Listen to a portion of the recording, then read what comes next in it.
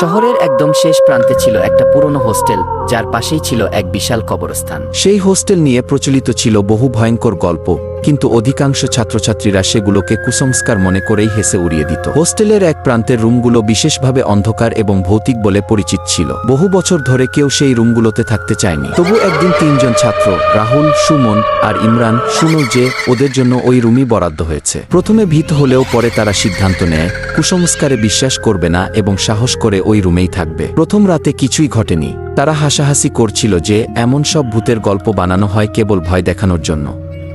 কিন্তু রাত 2টো নাগাদ হঠাৎই সুমন অনুভব করে ঘরের জানালাটা অদ্ভুতভাবে খোলার চেষ্টা করছে, যদিও বাইরে কোনো বাতাস ছিল না।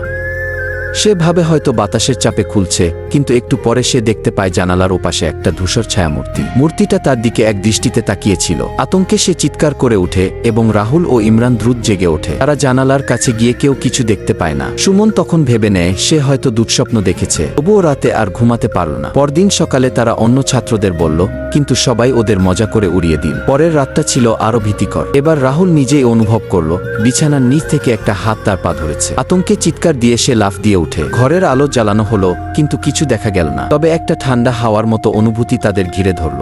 তৃতীয় রাতে ইমরান একা এক ধরনের ছায়া দেখতে পায়, যা ক্রমাগত তার দিকে এগিয়ে আসছে। ছায়াটা যেন তাকে হুমকি দিচ্ছিল। সে পুরো শরীর দিয়ে অবশ হয়ে যায় এবং কোনো শব্দ করতে পারছিল না। তখন হঠাৎই তার চোখের সামনে যেন এক মুহূর্তের জন্য ছায়াটা কেটে যায়, আর সে জোরে শ্বাস ফেলে উঠে বসে।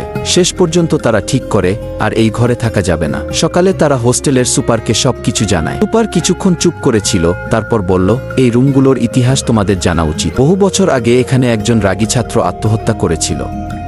তারপরে থেকেই এখানকার পরিবেশটা অন্যরকম। কেউ এই রুমগুলোতে বেশি দিন থাকে। তাদের আর কিছু বলার ছিল না। পরের দিন তারা দ্রুত হোস্টেল ছেড়ে চলে যায়। হোস্টেলের সেই কুখ্যাত রুমগুলো আজও খালি পড়ে আছে, আর কেউ সেই জায়গায় থাকার সাহস করে না।